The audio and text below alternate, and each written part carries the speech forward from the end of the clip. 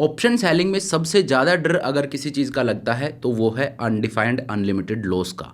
और इसको काउंटर करने के लिए एक चीज़ सबसे ज़्यादा देखी जाती है और वो चीज़ है एक वाइड प्रॉफिटेबल रेंज।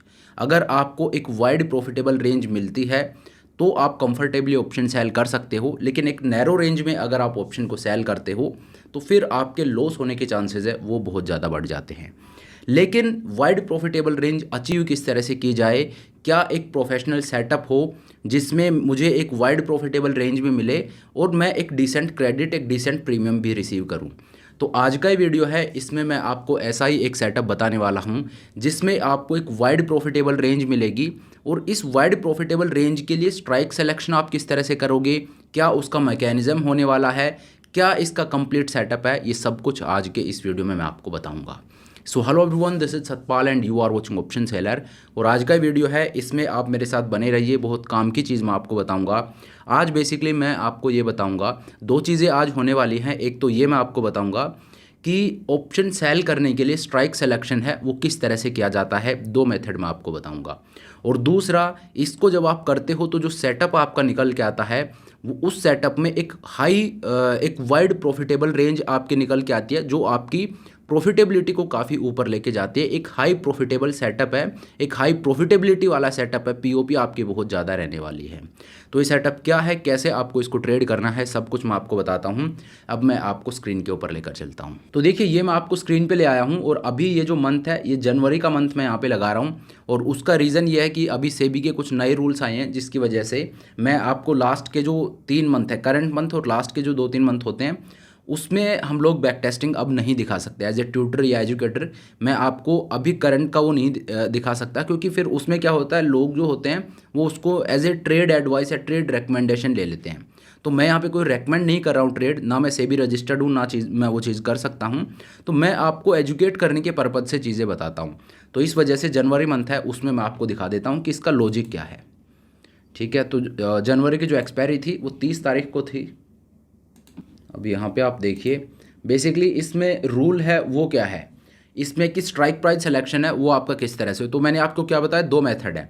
एक मेथड तो मैं आपको बताता रहता हूँ, वो क्या है, एक मेथड तो ये है कि आप 15 डेल्टा का स्ट्राइक लीजिए तो उसमें आपकी 70+ प्रॉफिटेबिलिटी है वो आप इजीली अचीव कर लोगे। ठीक है, अगर वो चीज़ मैं आपको दिखाऊँ तो यहाँ पे देखिए आप 15 डेल्टा कहाँ पे है, 22,700 है, इसका डेल्टा 15 है, इसको मैं सेल कर देता हूँ। ठीक है, और इसी तरह से ऊपर में जाके देखूं तो 15 डेल्टा मुझे मिलता है। यहाँ पे आप देखिए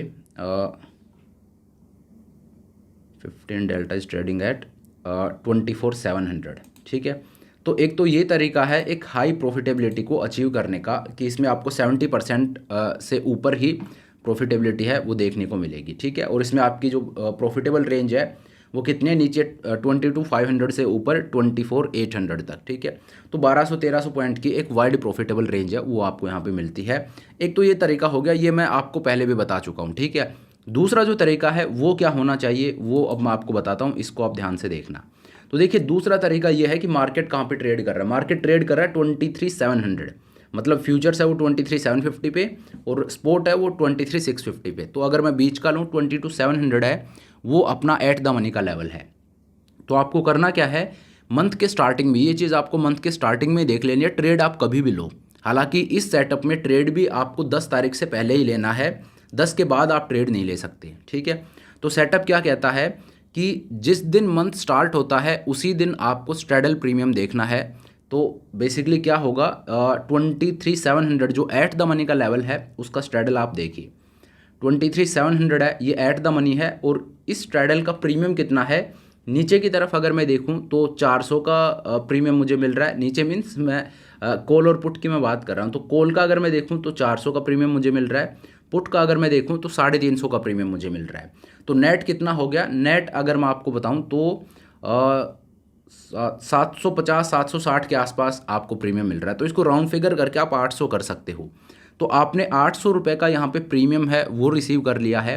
तो होता क्या है, यहाँ पे ये स्ट्रैडल आपको सेल नहीं करना है, आपको मंथ के स्टार्टिंग में सिर्फ देखना है कि एट द मनी का जो स्ट्रैडल है उसका प्रीमियम कितना है।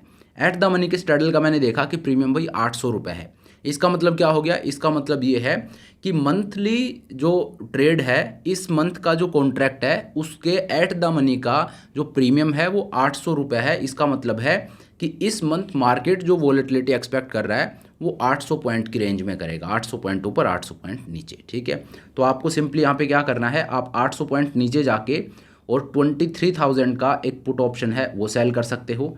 23,000 का आप यहाँ पे पुट ऑप्शन सेल कर दीजिए 800 पॉइंट नीचे आके। ठीक है, और 23,800 से 800 पॉइंट ऊपर जाकर 24,600 का कॉल ऑप्शन है वो आप सेल कर सकते हो।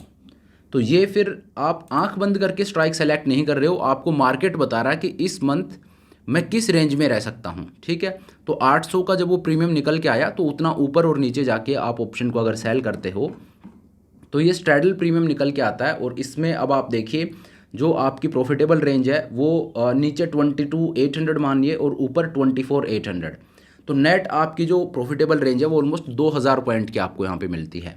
तो इस तरह से दो तरीके हैं, एक तो 15 डेल्टा वाला तरीका है, अगर डेल्टा आपको समझ नहीं आते हैं तो मंथ के स्टार्टिंग में आप देखिए स्ट्रैडल प्रीमियम क्या चल रहा है। स्ट्रैडल प्रीमियम जो भी चल रहा है उतना आप करंट मार्केट से नीचे जाइए, वहाँ का एक पुट सेल कर सकते हैं, इतना ऊपर जाइए वहाँ का एक कॉल सेल कर सकते हैं। तो स्ट्रैडल प्रीमियम जो होता है उसके हिसाब से आप स्ट्राइक प्राइस सेलेक्ट कर सकते हैं अपने ऑप्शन को सेल करने के लिए। तो इस तरह से स्ट्रैडल प्रीमियम को यूज़ करके और स्ट्राइक प्राइस सिलेक्शन होता है। ठीक है, और इसमें एज आपको ये मिलती है, एक तो वाइड प्रॉफिटेबल रेंज आपको मिलेगी, मार्केट अगर 200 400 500 पॉइंट घूम गया तो आपको डरने की ज़रूरत नहीं है। ठीक है, तो एक तो वाइड प्रॉफिटेबल रेंज आपको मिल रही है, पहली बात। दूसरी बात, अगर मार्केट में वॉलेटिलिटी कम होगी तो स्ट्रैडल प्रीमियम कम मिलेगा, अगर मार्केट में वॉलेटिलिटी ज़्यादा होगी तो स्ट्रैडल प्रीमियम ज़्यादा मिलेगा।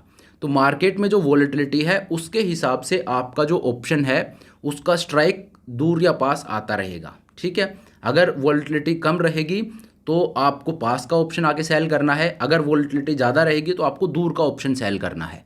ठीक है, तो क्योंकि वॉलेटिलिटी बढ़ती है तो मार्केट में एक रिस्क, एक जोखिम बढ़ता है। तो अगर मार्केट में रिस्क बढ़ेगा, अब आप मान लीजिए इस तरीके को फॉलो नहीं करते हो और आप अपनी मर्जी से ही आप एकदम स्टबर्न होके और ये करते हो मैं तो करंट मार्केट से 500 पॉइंट दूर का ऑप्शन सेल करूंगा, चाहे लो वॉलेटिलिटी हो चाहे हाई वॉलेटिलिटी हो। तो लो वॉलेटिलिटी में तो ठीक है 500 का, लेकिन हाई वॉलेटिलिटी में 500 पॉइंट कुछ भी नहीं है। ठीक है, तो वो फिर क्या हो गया, एक फिक्स माइंडसेट के साथ आप कर रहे हो, वॉलेटिलिटी कुछ भी हो। और मैं क्या बोलता हूँ आपको कि बीइंग ए ऑप्शन ट्रेडर आप वॉलेटिलिटी को इग्नोर नहीं कर सकते। तो अगर आपको वॉलेटिलिटी भी नहीं देखनी आती, आपको डेल्टा भी देखना नहीं आता, तो सिंपली स्ट्रैडल प्रीमियम को आप देख लीजिए।